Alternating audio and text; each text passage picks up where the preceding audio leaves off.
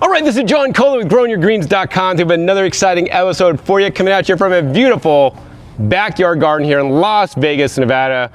Pretty much, you know, today is going to be over 100 degrees. It was like 105 degrees yesterday.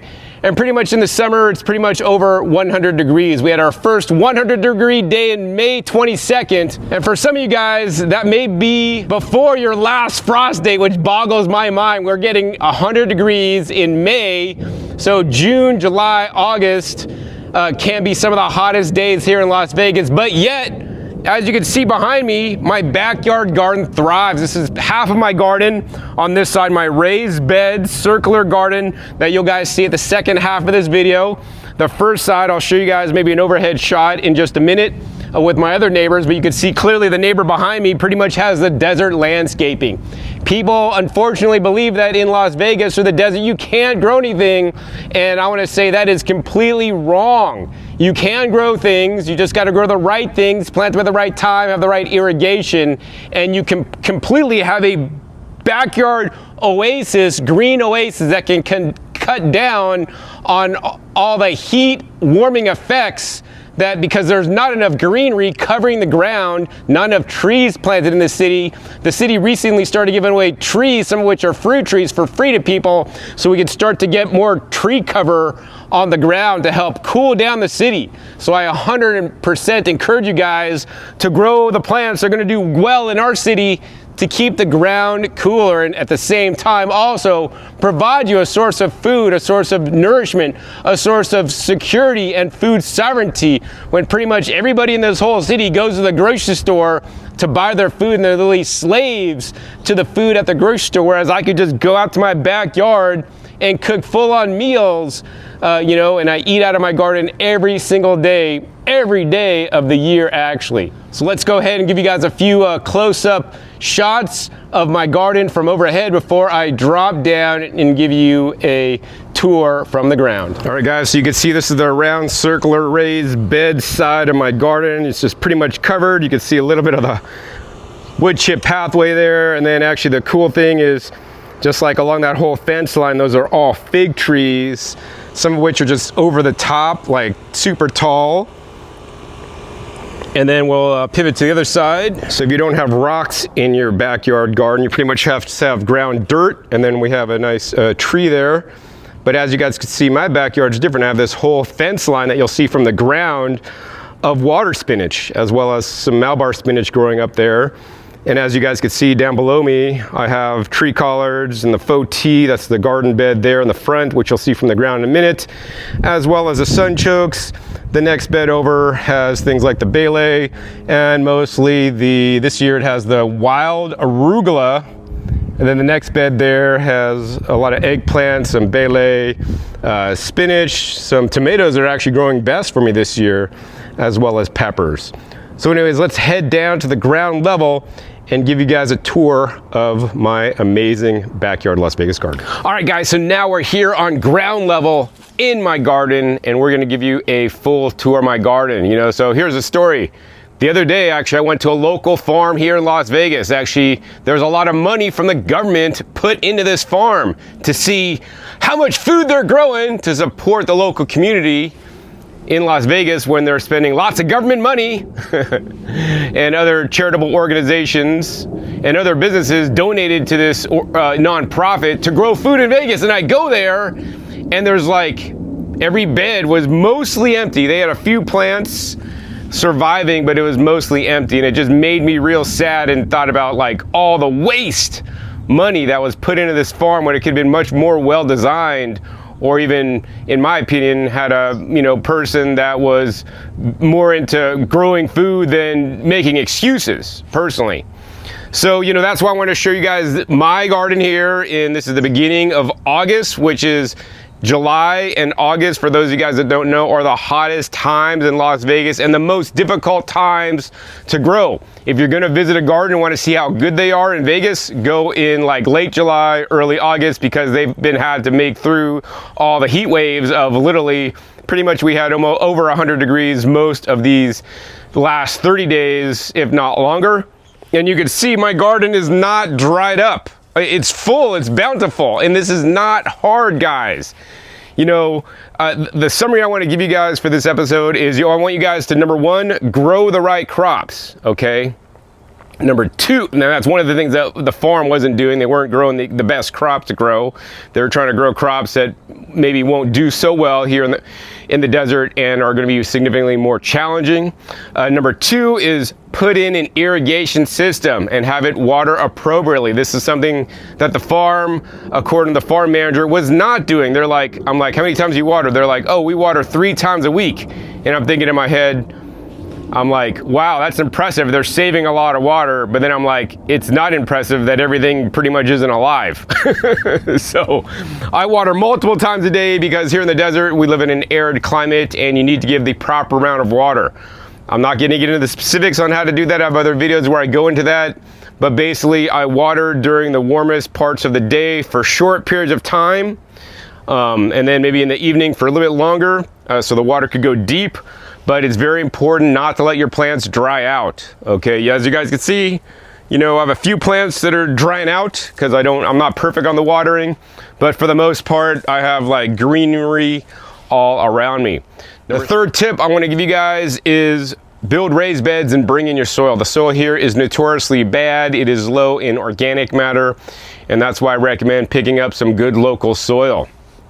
I mean, there's other tips like planting the plants at the right time, because if you plant the plants at the wrong time, too early or too late, they may not make it.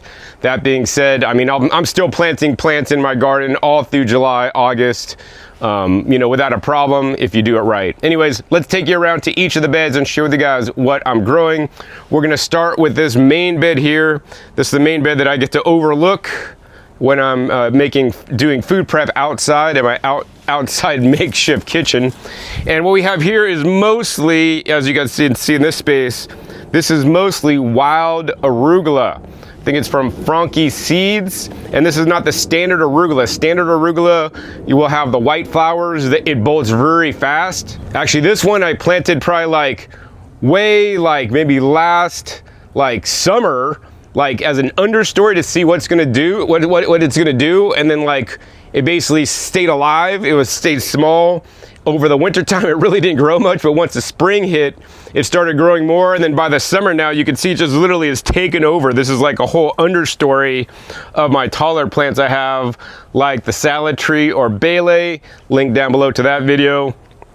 I have another variety salad tree here, as well as I have some Egyptian spinach, some basil in this bed, some cranberry hibiscus, and some Papalo.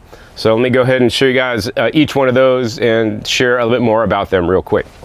All right, so this year I let a lot of things just go to seed. So normally I would harvest my lettuce and use it all before it goes to seed, but this year I let some of it stay, and you guys can see we're here in August. This lettuce is still alive. You can see the green leaves, and you can see it's totally flowering now. I have other lettuces that are still also flowering too. They're just still putting on flowers. So it's very impressive to me how the lettuce, even in 100+ degrees, still wanting to reproduce, go to seed, and didn't just totally dry up. Of course, another one of my favorite plants to grow here in the desert is the basil. So if you think you're gonna fail at growing in the desert, grow basil, because it's one of the easiest crops to grow. This is some purple basil with some lettuce leaf style basil here as well. And you can see basically all around we have all the wild arugula. This is known as the Egyptian spinach. This is one of my major salad greens I like. They start off growing slow. This is started from seed, and then once they get big, they grow like gangbusters. And then also you can see down over here, as another understory crop I grow, I'm growing the Purslane. So this is literally just like a wild Purslane type that covers the ground because you can't really see my soil. So I know some people like to do mulching with non-living mulch. I like to do a living mulch. So basically I grow plants so close that the sun can't hit the ground. That's another very important method to my madness. I know, the farm I visited, for example, they were trying to just use, bark mulch on top, which has its pros and cons. you know, some kind of mulch I think is quite necessary. I prefer to grow more plants, have them densely planted, than have plants spaced wider apart, and then you use a bark mulch. The reason for this is that the living mulch sends roots down into the soil, and then the plant sends exudates, or literally sugars, from the photosynthesis it's making down into the soil to basically send down the sugars, which then explode the bacterial growth and the rhizosphere of all the soil food web microorganisms. All right, guys, so I want to share with you guys a few more plants in this first bed before we move on to the second one. This is my best planting of the purple basil, which actually started from a little like hydroponically grown one from the local H-Mart. So yeah, doing really well. This is getting like the most sun, so it's the most tall, maybe pushing 3 feet. Here's another Egyptian spinach. Another one I'm liking a lot is the Cranberry Hibiscus, which I love because of the purple leaves, has the anthocyanins. And then what you'll notice in my garden is I have, you know, a lot of the same kind of crops. So I have basil here, but I have basil in many places because I know it's gonna be a solid base. Plus I love to eat basil. It is so nutritious. And if you're ever concerned about what am I gonna do when I get all the basil flowers, then I'll post a link down below on one of my favorite ways to use some of the basil flowers, which is actually to juice them, which I did earlier this week with watermelon. And then another crop I want to show you guys is this one right here. This one started out as like a 1 gallon pot I got from the Broad Acres swap meet that unfortunately was closed down for a period of time due to, yeah, crazy reasons. It's now back open. But nonetheless, I bought this Papalo, which was like in a 1 gallon. It was 4 plants in a 1 gallon. And as you can see now, it's pushing like 4 feet tall. And they're now starting to go to flower. These are the immature flower buds. They just kind of look like this. And then when they get more mature, if we could find one here for you. When they get more mature, they open up like this. So they kind of look like dandelions, and they have small, skinny, long seeds. So one of my goals is to make Papalo more popular. Everybody should know how to grow this. This is more of like a wild kind of food from South America. It was like the original cilantro. It has like a unique, like herby flavor. So I like to just like, I'll tip it. So I just cut off the tip. So it actually encourages a lot of branching, which is actually working out wonderfully. So I have endless amounts of Papalo to add spice, flavor, and more importantly, nutrition. I'll likely be doing a special dedicated episode on Papalo, sharing more about its amazing benefits. All right, guys, so this is basically my first bed. So to get the most shade from my house, this I've turned into more of a perennial style bed. And it basically has the Jerusalem artichokes, which grow really good as long as they get enough water. Some of the areas over here, maybe the irrigation is deficient and it's not getting enough water, so the leaves totally browned up and got burnt from the top down. And then also this year is new planting. I planted the purple perennial tree collards, which are really doing great over in the shady area. They're just popping lots of new growth. I'm starting to harvest all the baby leaves, and come wintertime, all these leaves will mature and they're gonna turn even sweeter. So I'm so impressed for that. Normally I would only grow the green variety, which is a little more heat tolerant, but I'm finding this is working out really well in this first bed, where once again, we get more shade. Also too, the ground is covered because of all the top growth of the mostly Jerusalem artichokes. And these guys just like covering everything. Plus I have the faux tea plant, which you can see is vining out over here. And this thing is just, you know, like a weed, like literally. I just keep hacking it back. It keeps coming back more and more. I also have some actinia growing at the bottom underneath, as well as some random Chinese chives. But yeah, this bed's kind of a mess. I kind of just let it do its own thing. All right, guys, so this, I have a wall. Basically, it's 40 feet long. And this is all the water spinach, or Ipomoea aquatica. This was started by literally buying 2 bunches of water spinach that is meant for consumption or to eat at the farmer's market in California. Of course, you could go down to most Asian markets and buy the water spinach, often called the ong choi, and root them the same way. I just put them in a vase of water for about a month or so. They grew roots, and then I basically plant them in the ground. Link down below to my video on how to do that if you want to do that specifically. And then I planted them like every 4 inches, and you could see now, and I have to pin these up. I have to trellis them up with like these clips. And you can see I literally have a wall of water spinach. This water spinach would like to naturally vine around the ground, but I don't have that much space, but that way I could have lots of food to eat. And for those of you guys that don't know, water spinach is one of the most expensive vegetables to buy, actually. In general, it costs about $4.99 a pound actually in the store for conventional water spinach. So, you know, I have literally unlimited water spinach here. It definitely loves the heat, and it's one of the easiest crops to grow and has the most mild flavor if you're looking for a heat-tolerant lettuce substitute for the summertime. All right, guys, next leafy green up, I am growing up my arch trellis, which is actually probably one of the best successes I've had growing up my arch trellis. I basically, once again, bought the Malabar spinach at a farmer's market as well, about a month after the water spinach. I put this in a vase of water, it grew the roots, and then I planted them in. I basically planted one cutting that was rooted per upright, except I missed one. And as you guys can see, each one of these uprights are basically going up the top, and I've trained these straight up the top, and you guys can see now these are over 7 feet tall, like going up the top. Now, this is like the green leaf Malabar spinach that has the green stem, but at the same time I also planted the red stem Malabar spinach from seed or from seedlings, and you guys can see it's also growing, but the leaves are definitely not as lush, not as big, although it is going to fruit a lot sooner. So if you're really doing it, I would probably recommend at this point the green ones. And I always prefer to start things from cuttings than from seed, because it always seems it gives me like a big jump on growing. And also, of course, starting things from cuttings to me are a lot easier. You already have a living live plant. You just need to basically put in water, get roots on it.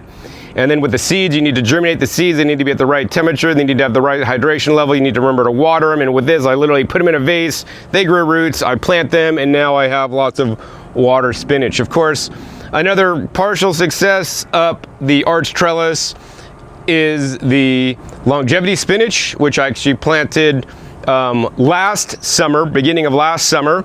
So it overwintered. I put Christmas tree lights on it to keep it warm. It doesn't like below 33 degrees. And yeah, you can see it's just kind of getting mangy because it doesn't really want to go straight up. It just kind of wants to come out as a bush. But as you guys can see, I have more than enough longevity spinach to eat as well. All right, guys, so now we're at the back wall of my garden. This is the area where I have most of the tropicals planted that don't like the cold temperatures below freezing we get during the winter time. That being said, a lot of these plants have endured my climate zone here. Sometimes I put lights up on them, sometimes I'm too lazy and forget, and sometimes some of the plants don't make it, sometimes they do make it. But pretty much all these have done well and stayed alive because I haven't like really gone out and replanted them. So the first one I got from a Wendy fan from Wendyland. This is known as the grass jelly. So literally you could just harvest all the leaves and you could make like a jelly, like a jello out of it basically, which is 100% of these leaves. Next up we have this one. I think it's called Lao Mo Long. I got it from like the nursery in Dallas that I went to in 2019. I guess the common English name would be known as cheese leaf. They could also call it skunk vine, but this is like the Vietnamese kind that has like the purple underside and the green upside. This thing grows as a vine, and in the tropics I'm 100% assured it will just grow and take over your space because this is spread. I planted it originally over here. It's like now I find it like 20 feet away over there, and it's like vining out all over. I don't like to eat it in like mass abundance, but I do like a few leaves. It's you know, has been used traditionally for like digestive upset and whatnot. It's done quite well. As you guys can see here, I have like a jalapeno peppers. This is like on its 3rd year, so in a protected area I have been able to keep this alive for 3 years. Nice and productive. Below it, I've also had for many years now, sourced from the farmer's market in Vista, California. This is actually a perennial basil here in my climate, zone 9. This is like basically a green pepper leaf basil. So like the leaves remind you of of like green peppers when you eat them. They're not as tender. They're good, actually. Haven't had this in a while. They're not as tender as normal basil plants, but this one will live year round.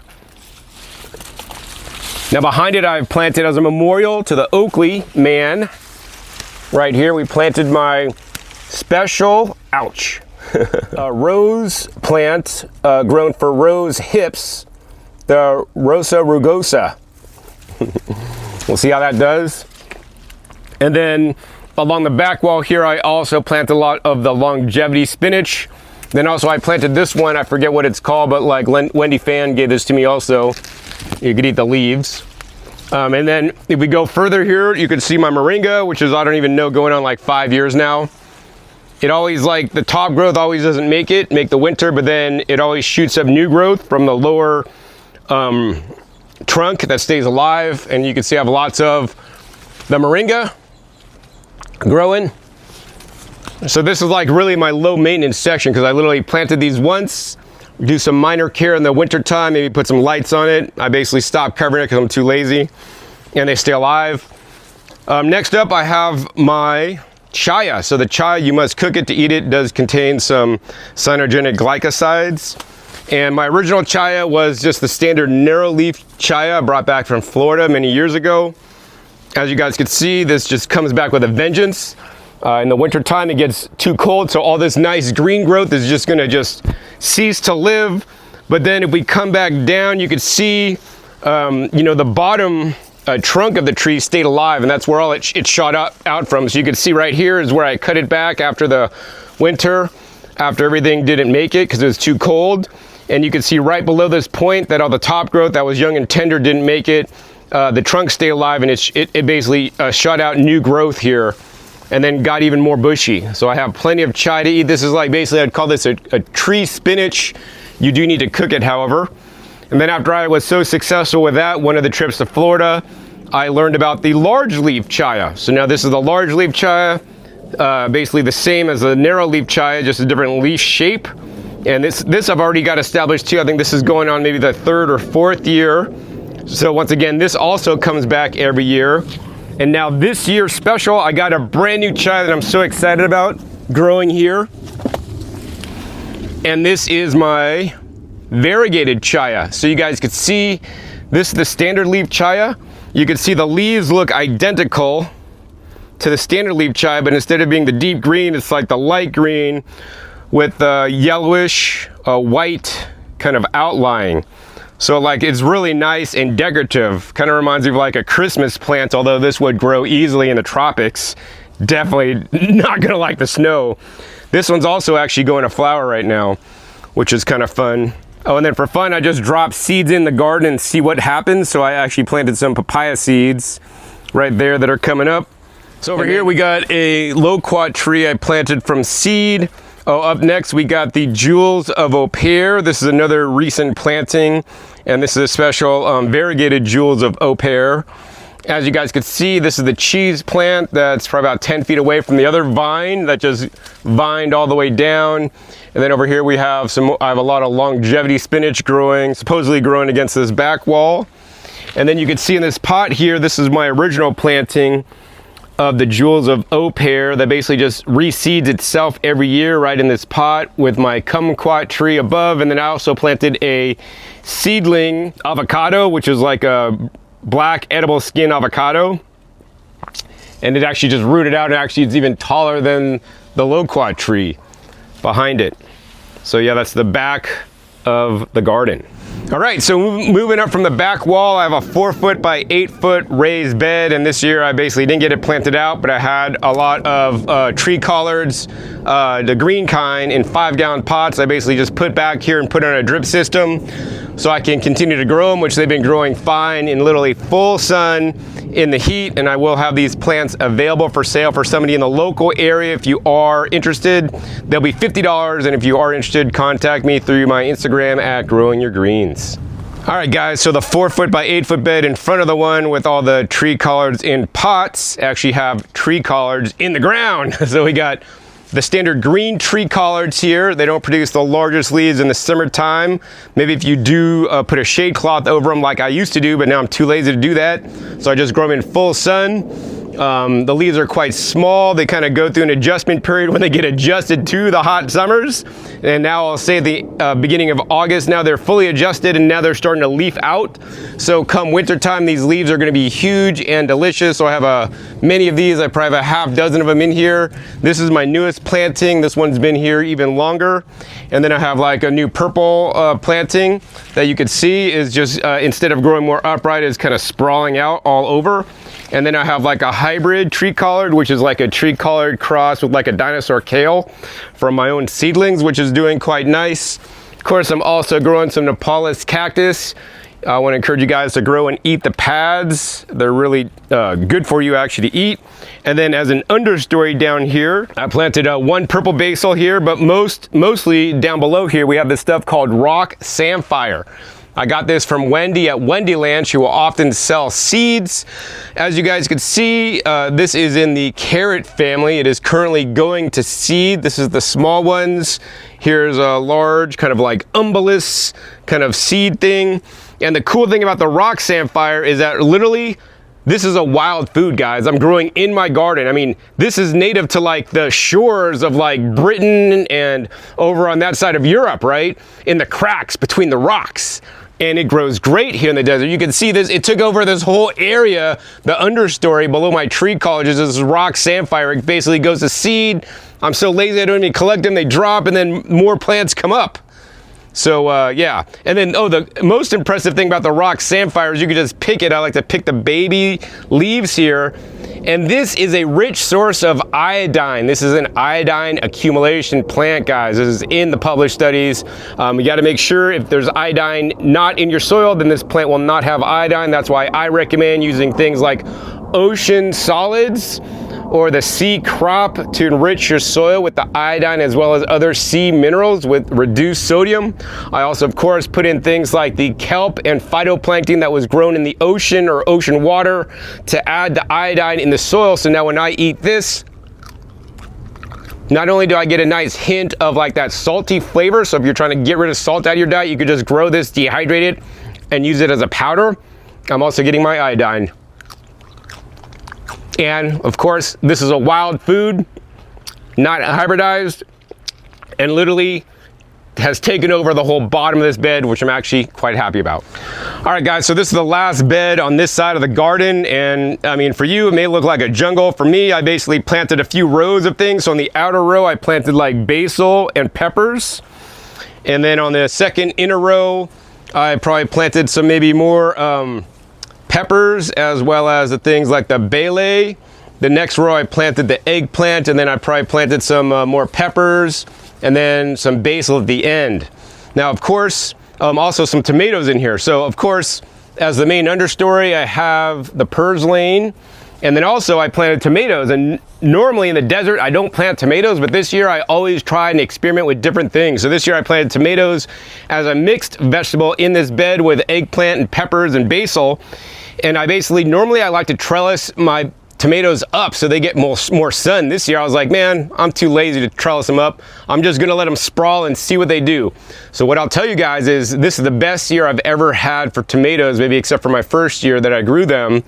Because I just let them sprawl out, and literally they acted as an understory. So I want to uncover this for you guys. Look at this. Look at all these tomatoes underneath here, guys. There's so many tomatoes underneath here just growing as an understory that are all ripening up. The birds don't get them because they don't see them. If they was on top and I trellised them up, the birds would be pecking at each one of these guys. But underneath here, they're all hidden, and I have like tons of tomatoes that are just growing all underneath here. So that's been really fun to see. And as you can see even here, right, we've been over 100 degrees every day. These are just the standard generic quote unquote cherry tomatoes, right? The dumb ones that I never grow, but I got starts from a friend of mine this year. And even in 100+ degree weather, you guys can see it's flowering and still continuing to fruit out just as an understory. Of course, I also have things like the catmint coming up. This kind of comes up wild as well. And yeah, I mean, that's pretty much this whole bed. Oh, the other thing I planted in this bed for experimental was squash. So, you know, luckily I haven't had any squash bugs, but what I will tell you is that, you know, I don't really monitor my plants. I just kind of let them grow and see what happens. And I'm showing you guys, for me planting squash, this is what happens. I harvested a few squash off this, and you can see here there's one that's kind of like trying to ripen up here. But the squash, guys, has not done well for me. I don't try to plant a lot of squash. I'm sure if you want to fertilize it and take better care and you don't get squash bugs. Actually, the local farm I visited, they're like, the summer squash usually does good for us, but we had squash bugs this year. I don't usually mess around with squash. Oh, and then I have also too, in this bed, the wild cucumbers from the cucumber shop that are more like melons that are round. They reseeded in this bed last year, and there's a vine growing somewhere, and they're probably vining underneath somewhere, and I probably got some cucumbers on there too. But yeah, so, you know, I think of my garden as like an experiment. I'm like, hey, let's do it differently this year. Let's intermix all kinds of plants, let all the little edible weeds come up, like the purslane in between, and see what happens. And then I'm like surprised, like, whoa, I got lots of tomatoes this year. Oh, the squash didn't do good. I got lots of eggplants, and the peppers are doing great, although I do have a few hornworms here and there. All right, guys, so we're gonna give you guys a tour of the other side of the garden now. And on this side of the garden, which is basically like in my alleyway where I have all my composters, I also have and am growing in these 15-gallon pots. What I did was I got these pots at the local nursery for pretty cheap because they recycle the pots. The bottom one I filled up with sifted out compost, all the big chunks mixed with wood chips. And so that's what's in here, because I found that basically the earthworms will get in there and break it down over the season, because if I overwater, it'll go into the bottom one and help break down all that mixture. So then I'll be creating compost. More importantly, this also raises up the level. So instead of me bending down working at this height, I stack another 15-gallon on top, which is the same exact kind. I fill that with soil, and now I literally don't have to bend down to work the pot. You know, each of these pots basically got the special Treasure Island Mahini purple leaf sweet potato that will make orange sweet potatoes. So you guys can see this whole wall is filled with sweet potato vine. I got 3 unique cultivars. So I got mostly the purple kind, and then I got a purple sweet potato with like a decorative leaf kind here. And then somewhere I just have the standard like purple sweet potato or like lilac sweet potatoes from Baker Creek with like the heart-shaped leaves. And then in these pots down below also I planted some random plants. So like this one also got like a water spinach, because I wanted to see how the water spinach would compete with the sweet potato, which are like their cousins, as well as like just dropped in seeds of papaya, and then have some random purslane. But literally these these seedlings of the sweet potatoes, these slips of the sweet potatoes were planted about 60 days ago, and now 60 days later you guys can see it's like at the top, the peak of my house, and this covers the wall. So now my house doesn't get as hot from the sun. It stays cool because of sweet potatoes. Plus also every one of these leaves, guys, are edible, either raw or cooked. I have literally unlimited greens in my backyard just by planting 2 plants per pot, which is about maybe 36 plants total to have this whole wall. I mean, you could of course make your own slips as well, but these were actually purchased from Burpee because I wanted the special purple leaf variety. Eating the purple leaf foods or purple foods to me is very important. They contain the anthocyanins, that unfortunately most Americans do not eat enough in high quantities. The anthocyanins have been shown to even help fat rats fed a junk food diet turn around and maintain a normal weight. All right, next up, we're gonna take you guys around. I think I have about 20 of these round circular raised beds in different kinds of plantings. So I'm gonna show you guys what I'm growing in each of them. This one I have, of course, my Tree Collards growing in the middle. And then on the outside, basically these all came up from the seed. This is the Breton Shiso that has the usually the purple leaf on the bottom, the green leaf on top, nice large leaves. In Korean stores, they'll sell like 10 of these large leaves for like $5 or something crazy. They're really a delicacy in some cuisines. And of course, also around this bed, I also have mixed kinds of peppers. Also in this bed, besides the peppers, I have okra planted, and this is probably my best okra planted right now. You guys can see I have a nice purple okra to eat. And also, of course, I do let some of my wild greens come up. So this is known as the lamb's quarters. and I'll just basically usually harvest the tips off. This is kind of closely related to spinach, does have higher levels of oxalates, but I do like to just harvest all the tips before it goes to seed. Once it goes to seed, I cut them out because I don't want all the seeds spreading too much.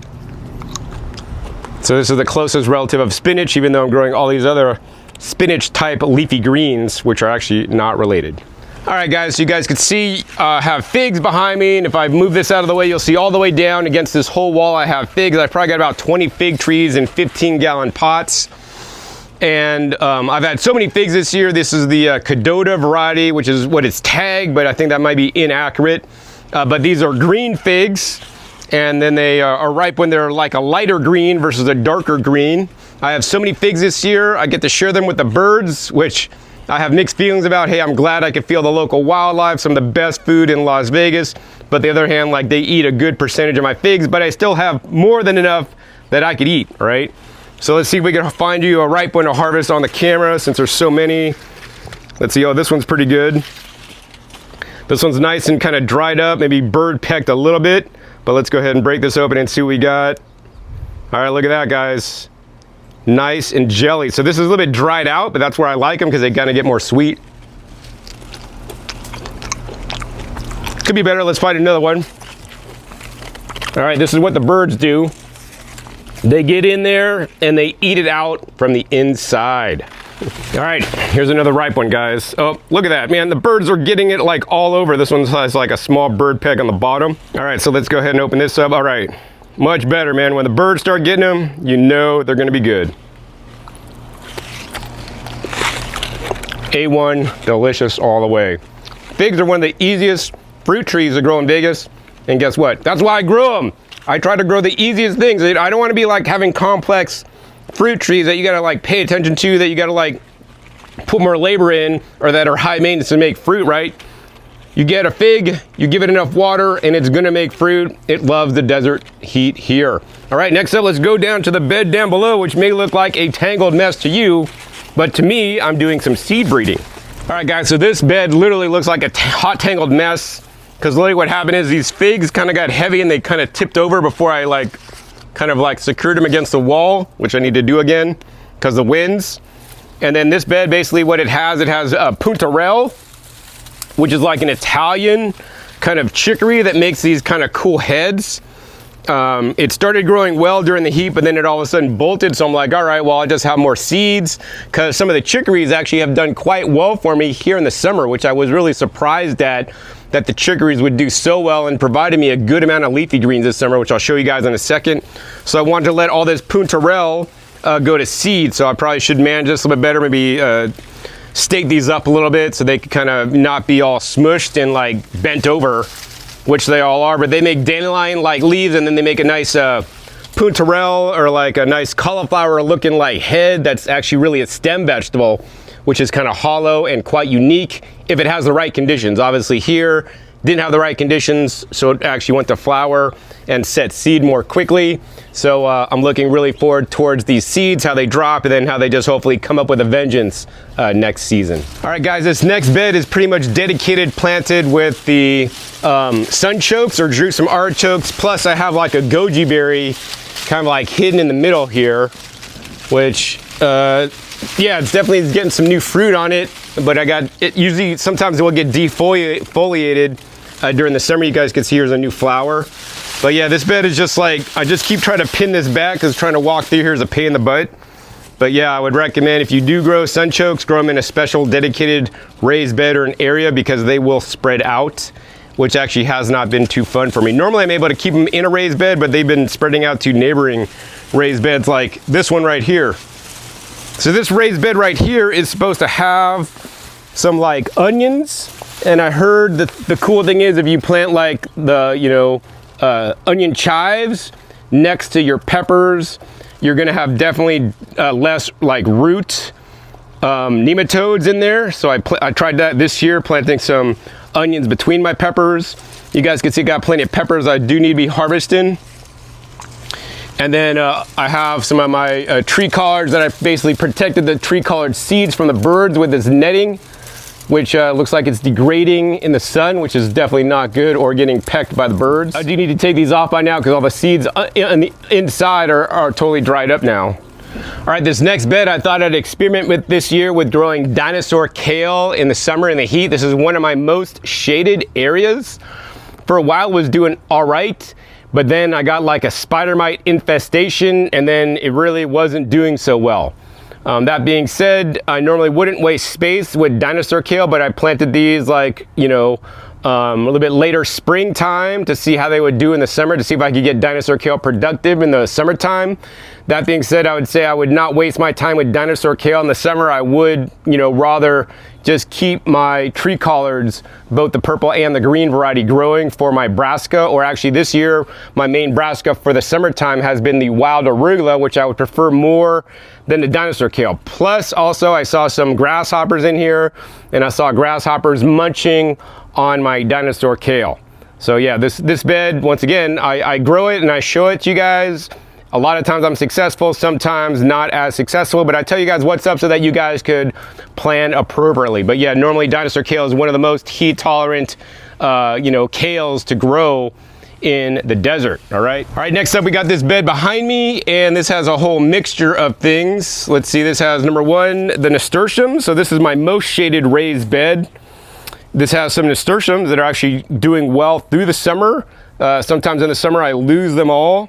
So this year, I'm glad I have nasturtium flowers to eat, as well as the lily pads to eat.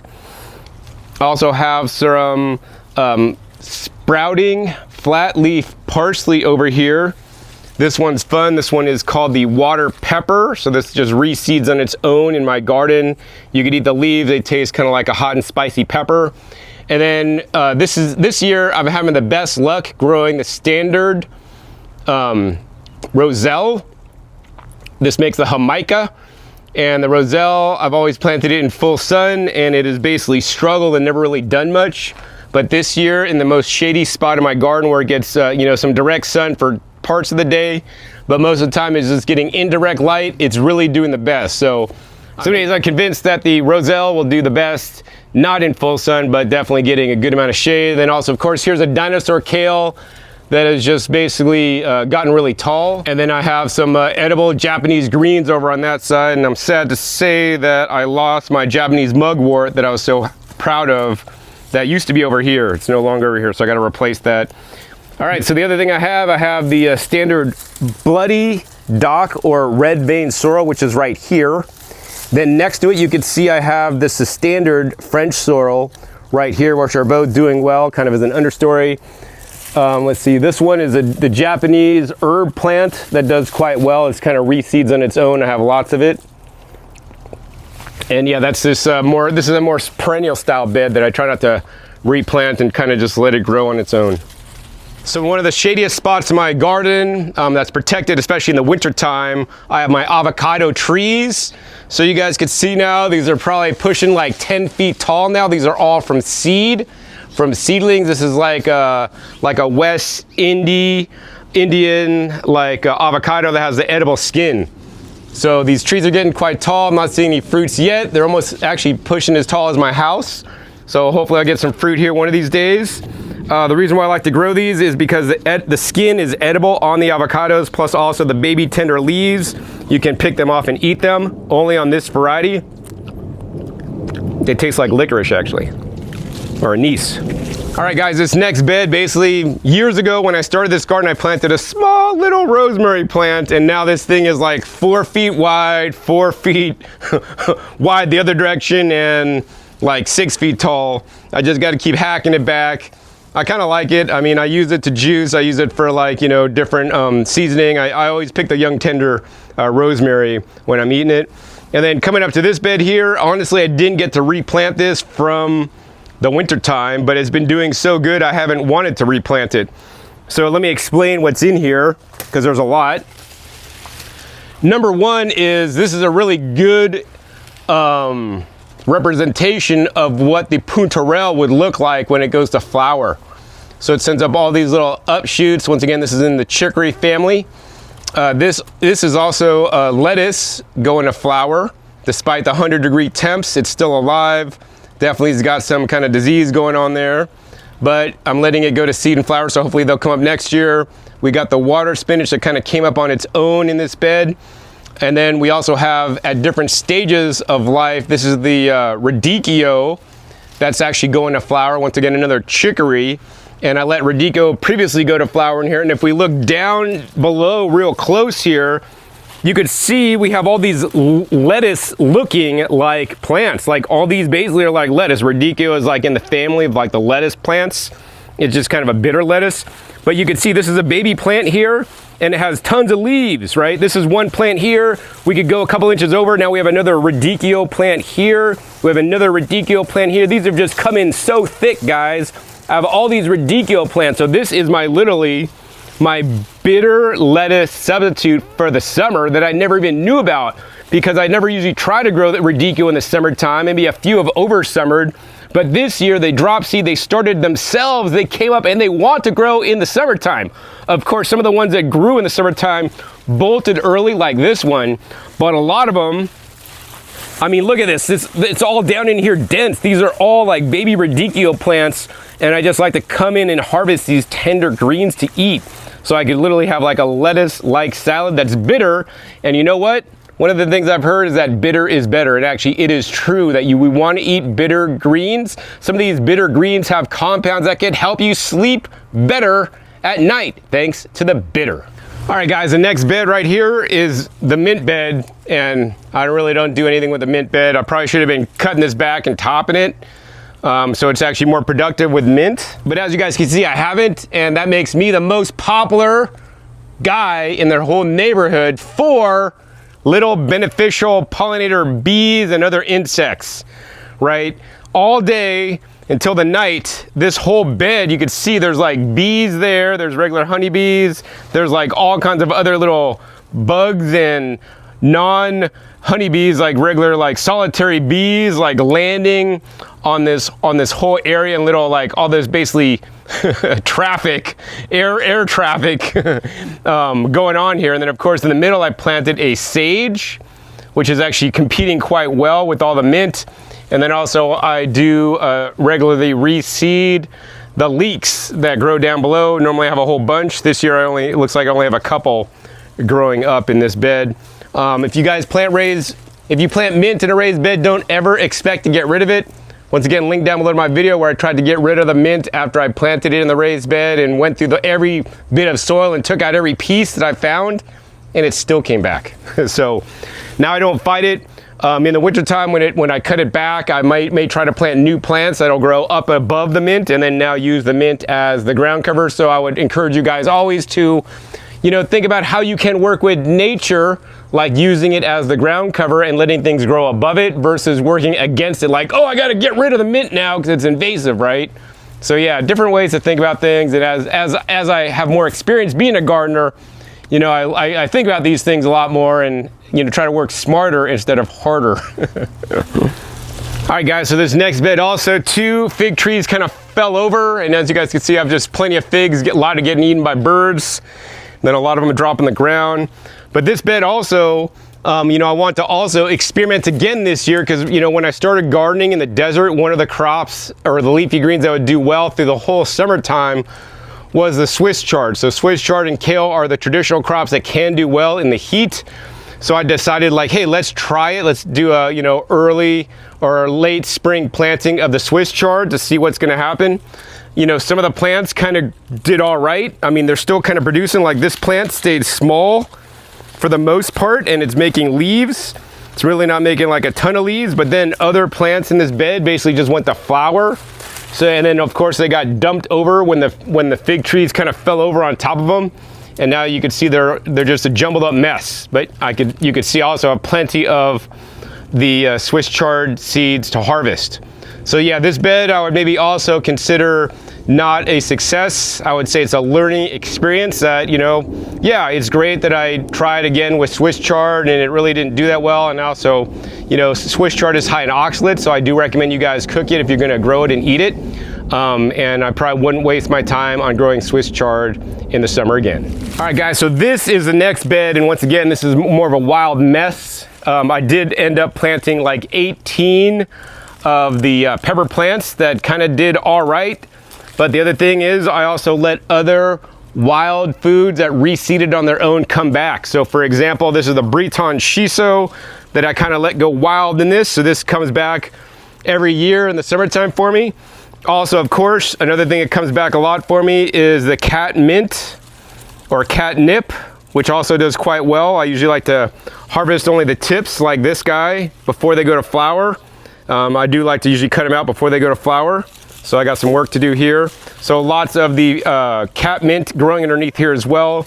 I also have some of the water pepper growing in here as well. And I was actually surprised to see also, I have more of the radicchio greens.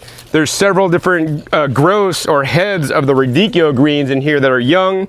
Here's a few young ones, and then you can see some of the other ones are bolting. So if I was smart, what I would probably do is the ones that bolt early are not the genetics I want. I should probably cut the ones that are bolting out early now, and then keep the ones that are bolting slowly later. And then those are the seeds I want to save, right? Because I want them to grow for the leaves, and then I want them to not bolt in the heat like some of them are doing, but resist the heat and grow the leaves. Like, you know, there's a really nice bunch right here that just looks amazing. Actually, there's two bunches right next to each other. So, you know, I mean, I'm really glad for when the seeds drop and I let them drop, like all the, you know, beets here. Then I'll just toss seeds over here. Maybe they'll come back next summer, and then I'll just have like bee greens from the seeds that I grew, because maybe they're more heat tolerant. So yeah, I would just say have fun gardening, even if it doesn't turn out exactly like you want. Nonetheless, you guys can see my place is all green. I have plants growing everywhere. It's not a barren wasteland like that farm I visited last week. All right, guys, once again, this is another bed that may look like a tangled mess, but the main plant that was planted in here, once again, were the peppers. And I think my peppers are kind of getting challenged, because I think back in these back beds, we are not watering enough. That being said, some of the more wild plants that kind of reseeded on their own, including the celery here, is done quite well. I also planted like the bunching onions, or green onions in between, and then I have like one tree collard in the middle. So yeah, this bed is, and then also to the water pepper that regrows on its own, and also have some more of the catmint growing in here as well. So yeah, but yeah, this bed here in the back is really dry, and that peppers didn't really like it that well. Next up, let's go to the bed next door, which is right here. We're getting the same amount of water, but the plants are doing much better because they're more tolerant plants. So peppers, I would say, are a little bit more difficult to grow in the heat, although they should do pretty well if you give them enough water and good soil. But on the other hand, the eggplant should be really an easy one to grow. You guys can see I have these nice baby eggplants. I grow all the Japanese style eggplants that are long and skinny. They do a lot better even with the similar amount of water as peppers. And they're a lot more resistant to the heat, and yeah, they do great, guys. You can see I have lots of eggplants that I should have been harvesting. All right, guys, so also in low water situations, because these last 6 beds are on the same water line, right, this is not getting enough water. The basil back here in this bed is doing pretty good, not compared to the basil on the other side that's a lot larger. And then also, of course, I also have some catmint growing here. I did plant a tomato in the middle, so you guys can see in low water conditions, this tomato is really just hurting. Also, it's more in full sun, not like the tomato on the other side there I'm growing as an understory. But on this side, I was really excited that this grew on its own without me planting it. I grew this many years ago. This is actually the purple leaf shiso. So normally the Breton shiso is the one that appears religiously every year after year in the summertime. But I think this is the first time that any kind of purple shiso, purple leaf, which is more delicate and I prefer more, has come back and reseeded on its own. So I didn't plant this. It just decided to sprout up right there. So I'm like glad it did. I moved some of the plants to the other side of the garden when they were a little bit younger. But yeah, so yeah, this is related. The shiso is related to the basil. So they both love the heat. And in low water conditions, they do pretty good. And something that didn't do too good in low water conditions, once again, was an experiment. I always like to experiment. This is actually my cauliflower bed that I planted late in the springtime. And I'm like, oh, they're growing pretty good. They didn't make cauliflowers yet. Let's see what the heck happens if I don't cut them down and plant something for the summer. And as you could see, they're basically wrecked. You can see these ones are so stressed out, they're starting to make little cauliflower things. The leaves are still staying small. This is also probably not getting enough water, so that's another situation. But yeah, this is kind of a waste, but I wanted to show you guys what happened. I mean, let's see, if I was to do this over, I'd probably make sure I watered it more, because that would help a lot. And maybe I would even cover it. Of course, we do have a green tree collard here, a seedling green tree collard I planted. That's, you know, seems to be doing all right. Going to be coming back for the winter time. And then moving to the back, these back two beds, I knew these get the least amount of water. Plus, they also have root encroachment from some trees behind me with roots coming up in these beds. So I planted basically well, tomato in the middle here. That's kind of halfway doing all right. I also planted eggplant, which should be doing pretty good, and they are making some eggplants for me, as well as some green onions in between.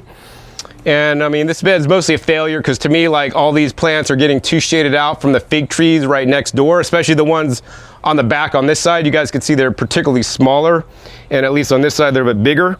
And then you can see this last raised bed here has the basil. And this basil is definitely a lot smaller, especially the ones in the back that are getting more shade than the basil is just right up front. This bed also traditionally gets a little bit less water as well. That being said, I think I didn't lose any of the basils. They just really haven't been growing fast. So I would tell you guys, if your plants aren't growing that fast, like, why is that? Are you not watering them enough, right? Do you have poor soil that needs enrichment? Like, these soils are getting, the nutrients are getting sucked up by some of the trees that are rooting into this ground here, right? And of course, this is another tree collard. Once again, struggled through the summer, but they're now re-leafing out. So come the winter time, I'll have tons of greens to eat. And now the last part of this whole side is this back bed that I'll share with you guys real quick. So the last part of this side of the garden is the raised bed. It's basically a big bag bed. It's like a 2-foot by 12-foot long bed. It's fabric pot. Hasn't really broken down yet, although I really don't like it because it hasn't retained its shape, but I've been too lazy to replace it because it's gonna be a lot of work. So on this side, I also planted the longevity spinach that overwintered. I put Christmas tree lights on it, and as you guys can see, it came back with a vengeance, so I have a really nice big patch of that. I also have some green onions here, and the crop that I'm most excited about finally, and it took years for me to get this established, is the Go-To Cola. So if you guys look closely, in between the longevity spinach, I have these guys, the Go-To Cola, coming up. I planted these from like plug starts that I got from like eBay, and it took at least over a year or two to go, but now these are in there, and now they just spread on their own, and that's exactly what I want. The Go-To Cola is really good for your memory. So I think mostly in this bed, you can see here's a Go-To Cola that like actually grew underneath the longevity spinach and is popping up.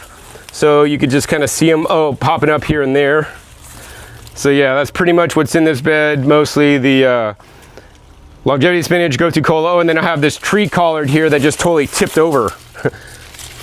That's not looking too healthy, but I gotta harvest the seeds. All right guys, so this bed is supposed to be a perennial bed. It has mostly the lavender, which is kind of a pain in my butt. It also has a hot and spicy oregano. Also, it has the stupid bindweed. You guys can see there's just tons of this bindweed stuff I gotta pull out. And then it also has some mint down below. So basically in the winter time, I need to pull this whole bed out, get rid of all this stupid bindweed, chuck out the mint, and maybe I'll just pull up everything and just start fresh. I might try to save the oregano and save the lavender and put them in a pot, but like this bed is just full of this bindweed stuff. The only place in my garden I have this stuff, I hate it so much. We gotta pull it now before it goes to seed and reproduces more. So one of my most successful beds that I love the most, and I definitely more people should be growing this, is the Basella or the salad tree, where I got it from, which is Baker Creek Heirloom Seed Company. I ordered them through the mail this year, and you could get the little starts. They call it edible hibiscus, but there's many different kinds of edible hibiscuses, so they should name it proper. Alboboscus manuhat, I believe, is the Latin name. And you could see I have all the serrated, jagged leaf types, mostly, and they've been doing great. And all right, so the cultivars that I'm growing are the Chief Kubu's Prize, which is this leaf, which I prefer the most because it kind of looks the most decorative. I'm also growing the Ant Lilies. The Ant Lilies normally has green leaves, but I have a kind of like a red purplish leaf cultivar or selection from the ant lilies.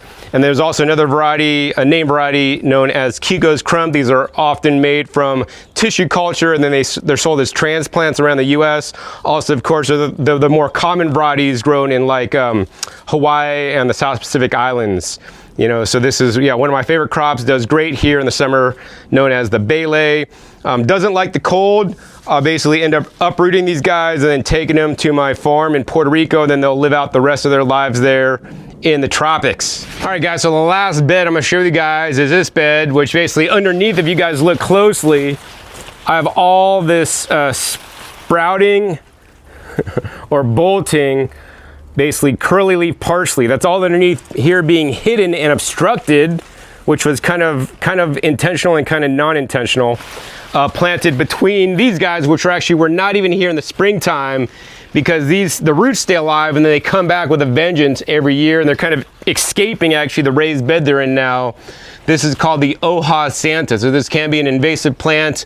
If you don't get a freeze, it could like spread out and take over. Most people wouldn't want to grow this one, but I like it because it kind of like could act as an overstory to help shade out and keep some things cool if they could grow in more full sun. So, you know, I'm kind of using this to my benefit. I'm like saying, hey, if I grow the curly leaf parsley, by the time these get tall, maybe these won't bolt yet because it'll still stay cool, because these guys will like kind of provide the sun protection over the top. But I mean, maybe some of them still didn't bolt, but like the majority of them did bolt. And actually the seeds are basically almost harvestable now. I have all these little baby parsley seeds, so I'll just throw them back in. So hopefully next year they'll come up on their own with me without having to replant them purposely. And then on these guys, traditionally they use them to like wrap meats and cook in them. I don't like to, you know, wrap my meats with it because I don't eat meat actually. But I do, however, like to harvest little baby tender leaves and add that to salads and even eat it fresh. To me, it kind of has like a root beer type taste. Yeah, and don't eat this in high quantities because it can be toxic actually. But yeah, I think that's pretty much it for what I'm growing in my backyard. I mean, there's a few other plants that I didn't talk to you guys about. I would like to share with you guys a pennywort that I have over in a pot, like that's just in like mostly full shade, doing pretty good. But this is what I'm growing in the summertime, guys. Like my whole garden is just full of plants, a lot of them intentionally planted, and a lot these days I'm trying to let come up from seed so I could actually do a lot less work. And I would encourage you guys to always let some of your plants go to seed and let them drop and see what happens, because you may be surprised and you may find the next amazing crop that grows well in the desert or wherever in the country you live. And it's all about preserving the genetics of the plant species we have and even creating new ones that are going to be more resilient for the future based on our ever-changing climate. If you guys enjoyed this episode today with the garden tour, what I'm growing in the hot summer over 100 degrees pretty much every single day, please be sure to give this video a big thumbs up. Also be sure to share this video with other people that also grow in the desert or other hot climates, or are concerned about the weather getting hotter and what they could grow if it should be 100 degrees plus. All these plants are vetted by me and can easily grow in this weather, even if you don't take care and check them every single day. Because I mean, I may walk my garden, but most of these things, I put my water irrigation timer on, they get watered, and as you guys can see, they're all growing great. My whole garden is full of green from toe to toe, unlike my neighbors that you guys saw earlier in this episode.